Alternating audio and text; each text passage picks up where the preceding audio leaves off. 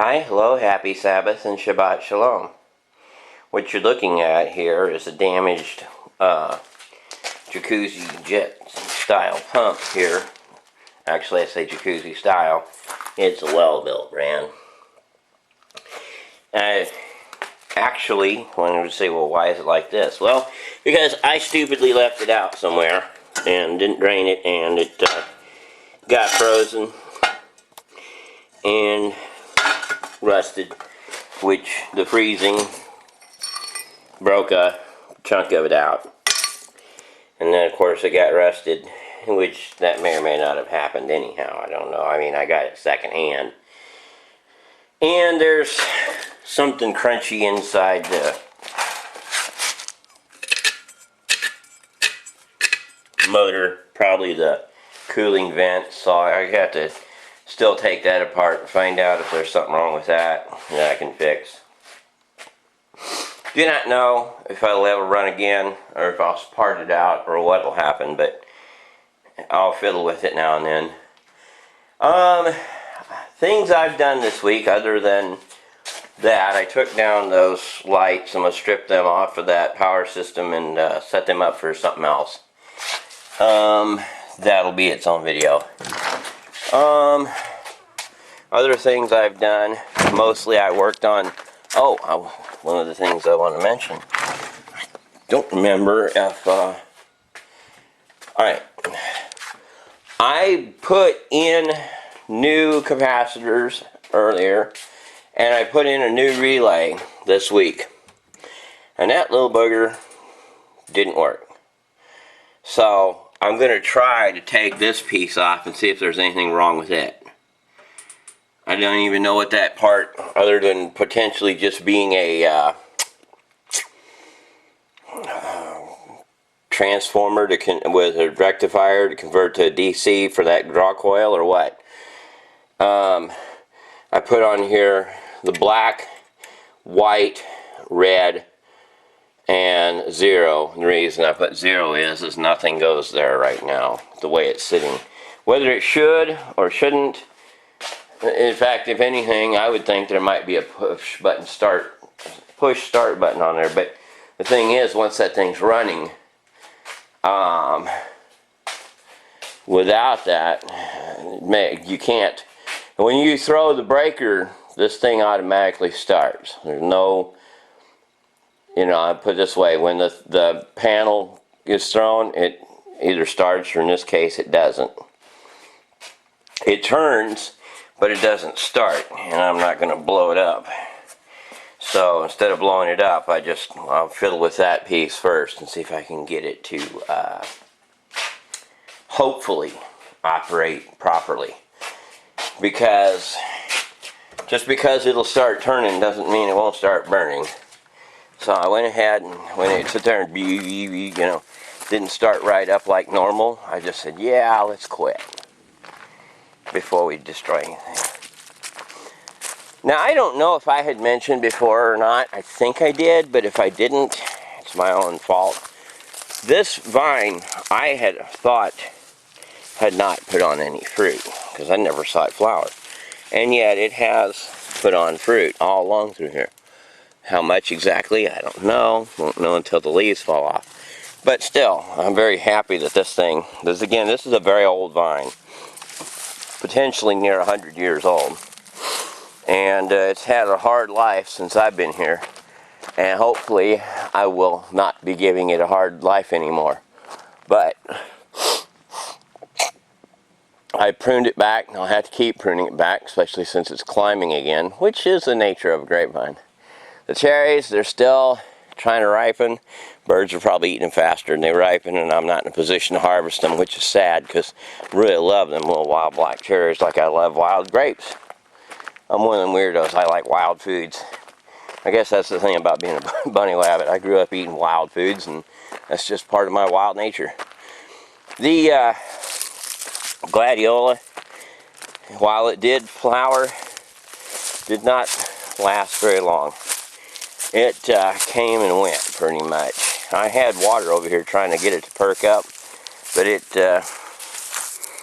pretty much did its thing. So we didn't get a really beautiful display out of it this year, unfortunately. Maybe next year, who knows? Maybe even that one might too. Who knows?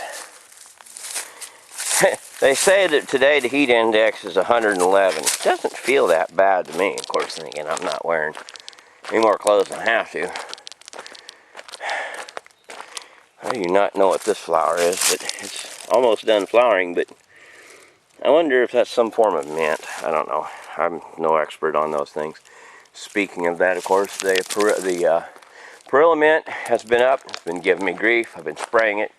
And the horse mint has flowered and pretty much done its thing, so I will be harvesting it soon. It's funny. Some mints are foods, some mints are poisonous.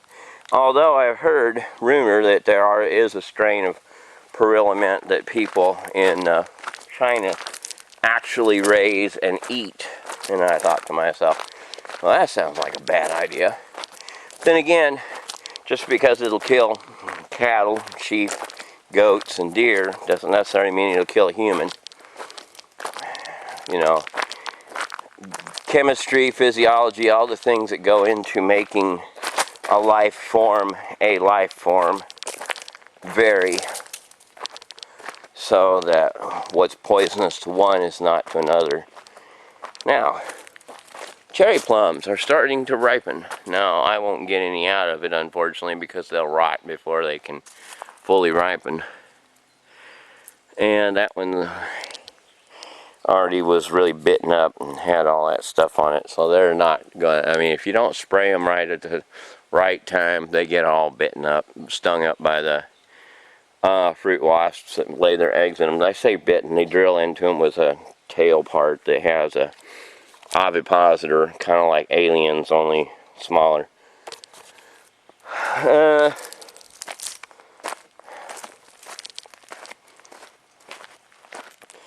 don't know if I can quickly show any of where the horse mint is at this moment. Seems I had a video of it last week. Yeah, some of it's still in flower, but a lot of it's pretty much set seed, fruit. I'm kind of used to calling everything fruit now, just because it's a term that I'm somehow used to. But anyhow, the horse mint all around is doing pretty good so far. We are hypothetically supposed to get some more rain soon. I hope so, because that rain will make a massive difference in how long, and what quality the mint leaves are when I do pick them. Still haven't picked up the broken branches. Probably won't. At least no time soon. It's low on my priority list. Do not know if the passion fruit have begun flowering yet. Trying to get the hair off of my glasses to get the hair off my face, because there's hair stuck in my face. Oh, there's a passion fruit flower. Yep, there's one. Nice, pretty little passion fruit flower. So even if I don't get any fruit out of them because the little monsters are eating them, I'm climbing up the telephone pole. Maybe they'll escape being eaten by the critters. Who knows?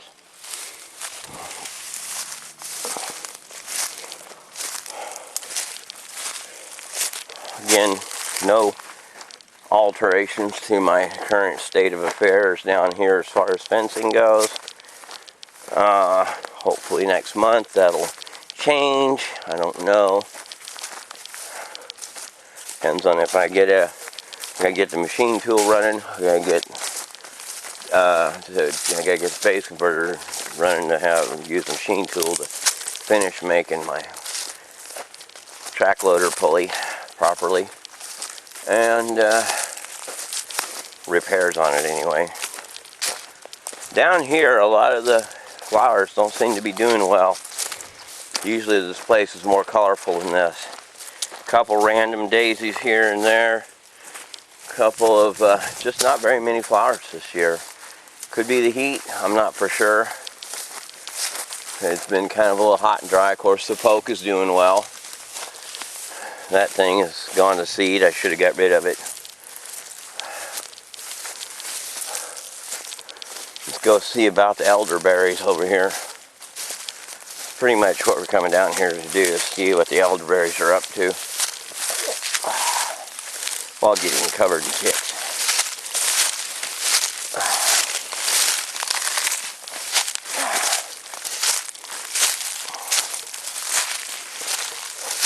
The Bermuda grass is doing decent down here. Alright, so let's see how the elderberries are doing. Seems like they've set a decent amount of fruit. It isn't fully ripe yet. In fact, I wouldn't say it's even starting to really ripen just yet. It's still growing to size. But it is setting fruit. A little moisture coming off the hillside despite all that. It's mostly my irrigation and my own home plumbing. Of course, a few flowers left on the elderberry here. The deer got to this one, chewed it up pretty bad, but here's one that hasn't even opened its bloom yet. But, yeah, they're doing their best under harsh circumstances, as in deer eating them. Otherwise, they would be fine. They got plenty of water. They got the right ideal conditions for elderberries other than being eaten, which is not ideal for much of any form of life being eaten, except parasites and little monsters that literally their life cycle depends on being eaten. And, of course, we got more passion fruit vine coming up, but it's not flowering yet. Maybe it's just too soon for it. There's willow down here, which while I originally wanted to get rid of the willow, now I think I'm just going to have to let it be to some extent so that I can harvest it for rooting hormone, since it has that, I find. And over here, now I did come down here. Of course, there's more Bermuda grass. I'm hoping Bermuda grass will take over and down here one day. Lots and lots of poke. Hopefully we'll have lots and lots of new plants. We shall see. Now, because I did spray the Pearlmint down here, I don't know if the spray still had its potency or not. So I cannot tell immediately. Well, yeah, it's hard to tell if I... The problem I run into is that if I don't see it, that doesn't mean it's not there. Doesn't mean it worked. But on the other hand, if I do see it, that means the only thing I can say is either I see it or I don't. If I don't, I just may not be seeing it. Now, coming over here to this grapevine. This thing, now it's got some fungal rot on it, but it's got monstrously large grapes compared to a lot of other wild grapes around here. And so I've got high hopes for it. This is going to be hopefully one of my champion vines that really brings me through over the years.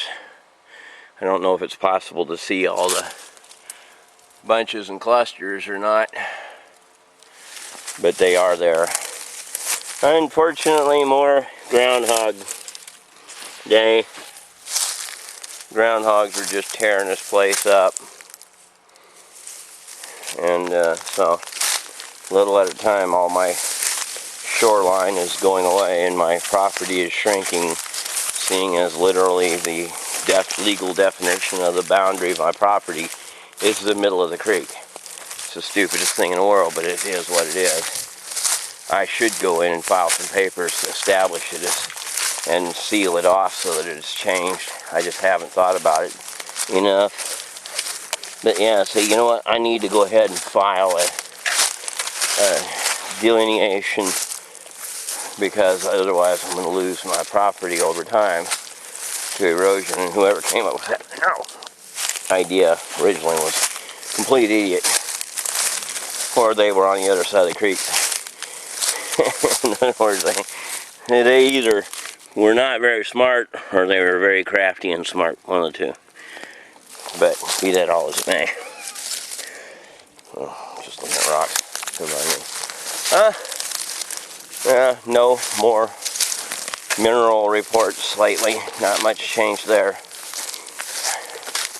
feel like bugs are biting me, but it isn't bugs, it's seeds in the grass growing. It's chewing into my ankle now. It hurts, it's not fun. However, we will take a shortcut and go up the side of the hill, just so we don't have to spend as much time walking through as much weed as we did. These things are hard to clean out of your socks after they get in your socks. Probably no above ground watercress at the moment, I'm guessing. But, so I'm not going to go over there. But I'm pretty sure that it's all down low underground at this moment. Kind of dormant in this dry weather. Oh, get up here a little ways and see if I can get my foot up somewhere I can pick the seeds out of my socks a minute.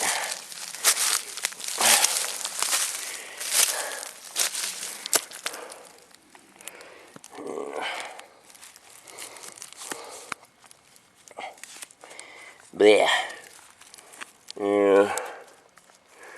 Oh well. I can't tell if I got them out or not.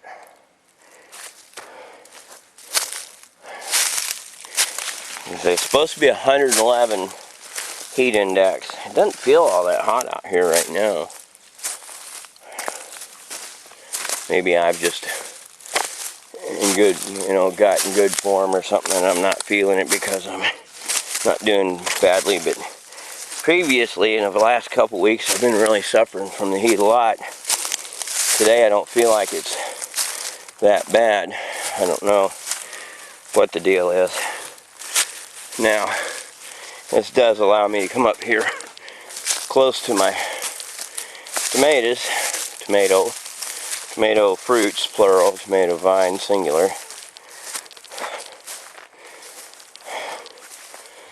And because we've had a few cool mornings, I've got a few new fruit on here.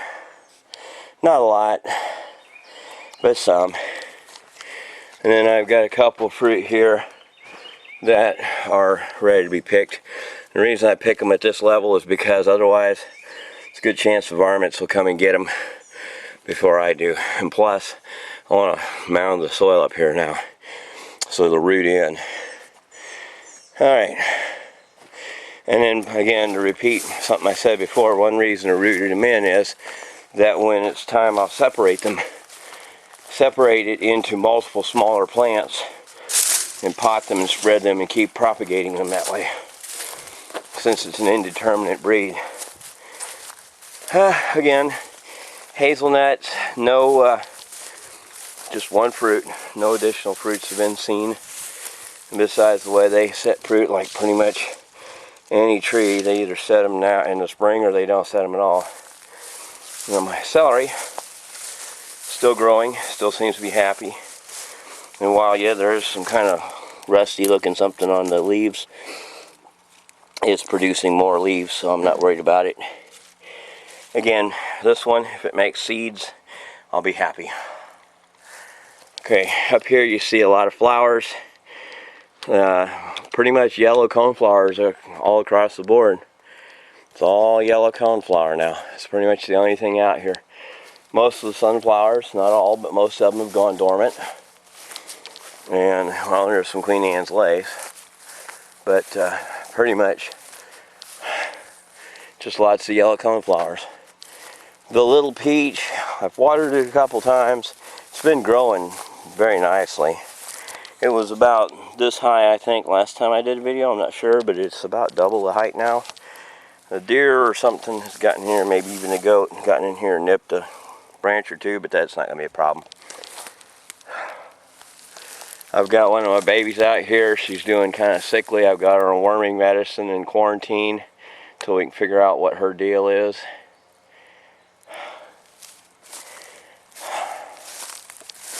Of course, I mowed recently to get more clearance to keep ticks off of people. I guarantee it doesn't work, but it does. Well, it reduces them. The Rose of Sharon started blooming last week, but in this heat, it hasn't been blooming a lot, and although they think we're going to get some rain in the next few days, it'll definitely need it before we'll get very many more flowers. Because if it's too hot and dry, it won't bloom very well.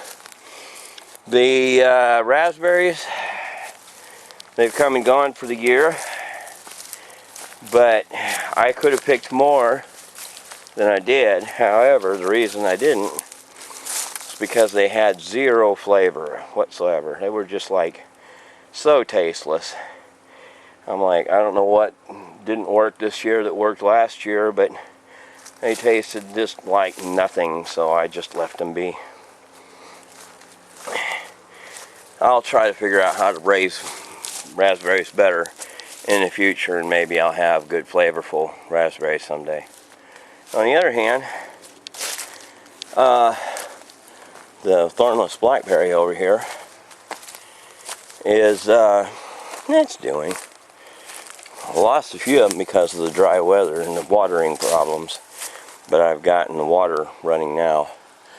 The berries are starting to ripen already. I say already, we're just around the corner from July, so they're not really like early or anything or aggressive. They're just this report is in time with time, you know. Here's one that's fairly bright and red, and then there's a bunch. So, you know, they're ripening a little at a time.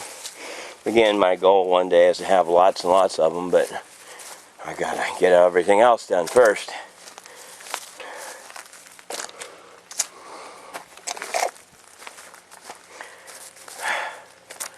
I took the tools out of the truck because the other day we had a burst of rain and it got all over everything, so I took them out to get them dried off.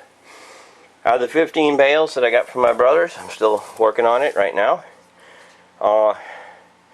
Pretty good hay, and so baby's been eating it, and it was cheaper. 4 gallons of gas is cheaper than 15 bales of hay, so it was worth it to me.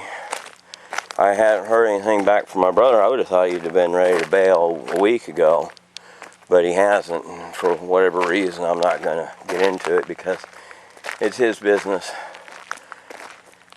These grapes over here are doing okay, pretty good. For the most part, they're not really rotted too badly. Still got most of them. They haven't cast very many. Little boys are okay. Now you notice there's water tanks over here. Well, that's because I'm busy working on this well pump system. And so I will probably have to move all this out of the way for the well company to come in, because I got to the point where I turned on the pump, primed, and it wasn't running, wasn't pumping water.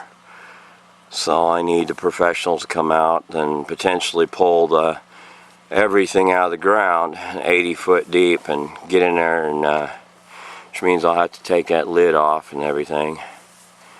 Fun. What are you doing, Hans? Hans, what you doing? Yes. Trying to eat my fingers, aren't you? Yes. They're not food. And so these boys are all, every one of them over 100 pounds. They're about, I don't know, 16 months now old, I think.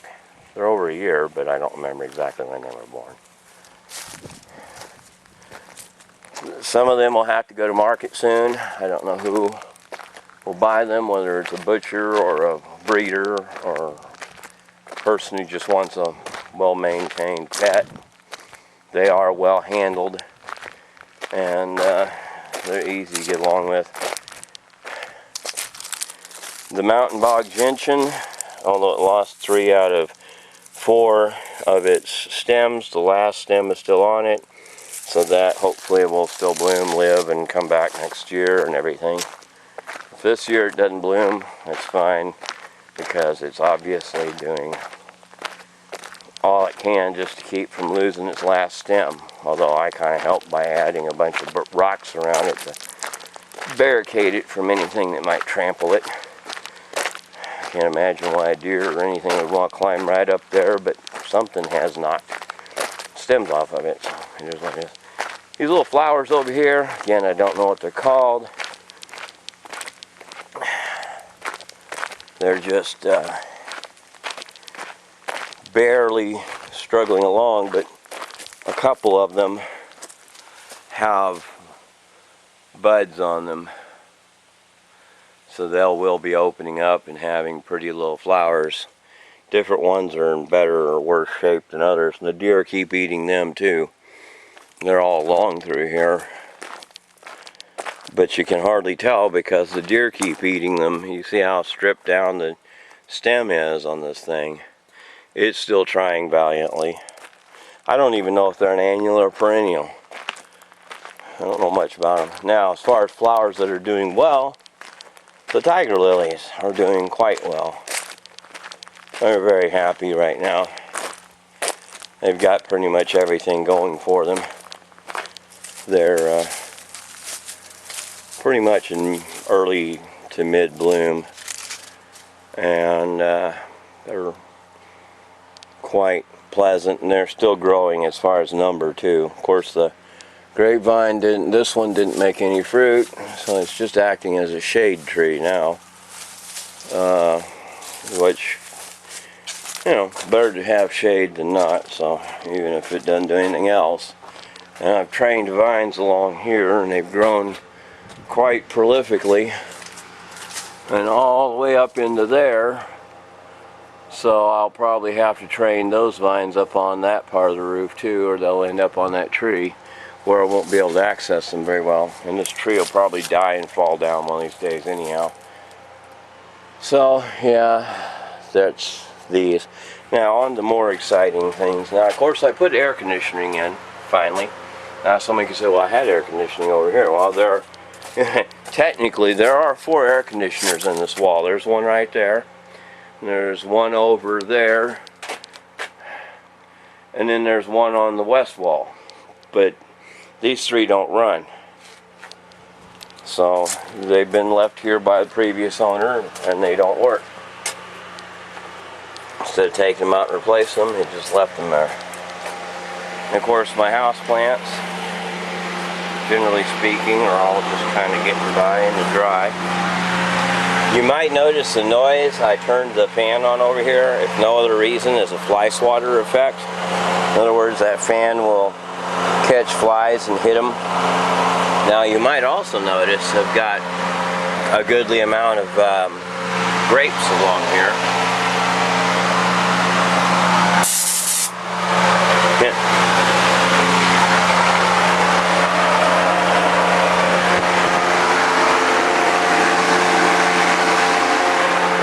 Lots and lots of grapes. Now in other reproductive cycles, this batch of babies, Silver, Daisy, Jumpy Jeff, and Gold, are all doing pretty good. Now, this batch,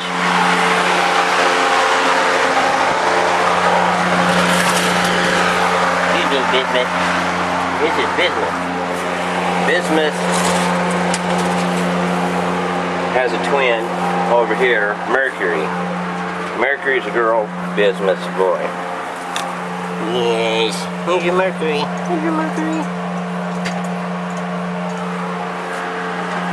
Yes, and Bismuth. Here's your Bismuth. Here's your Bismuth. And then this is Praline. Here's your Praline. Yes. This is Pecan. Here's a Pecan. Here's a baby. Pecan and Praline belong to Chestnut. Bismuth and Mercury belong to Snippy Snap. And of course Samantha, her baby, you may have seen before, is Sally. Here's your Sally. Here's your Sally. Yes. And as you notice, she likes, sometimes the babies crawl up in the hay crib. Yes. Here's your Sally. You look like a dog.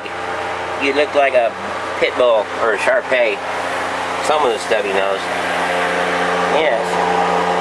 So, yeah, we've got 5 new babies here in this room and 4 on the other side. So we've got 9 out of a potential 11 originally, since we lost 2 babies from sugar.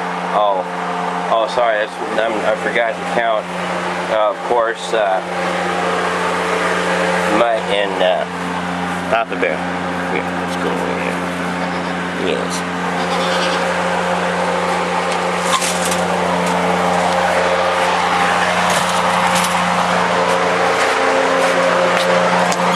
Seeing as Mutt and Papa Bear are bottle babies, we've kind of had them close in, and since Mutt's blind, you have to make adjustments for that. Now, please, hopefully nobody gets on my case of the fact that there's background music playing, streaming on YouTube, but I just want to come in here before I finish my report. This door, I fixed it, but that's why I'm coming in it rather than climbing over a piece of plywood. It works, just I've got to set the wheels at the proper angle so that it's not crooked. Of course, over here, Papa Bear and Mighty Mutt. Yes, Papa Bear. Yes, he's so adorable, everybody wants him. And then Mighty Mutt, he's blind, but he's still a baby, and he's cute. And then, finally, our amaryllis put on some new leaves. So I brought it back over here so it'd get a little sunlight sometime in the morning. Just putting on a couple new leaves. I don't know if it'll flower or not, but it'll try, I'm guessing. And then we got a couple tomatoes from a neighbor, her farm, and then of course I've got those tomatoes you just saw me pick earlier. And so yeah, we eat tomatoes when we have them. And so nice fresh tomatoes. Alright, well, that's pretty much everything that has been going on in the last week or so, and so we will show you more next time. So again, happy Sabbath and Shabbat Shalom.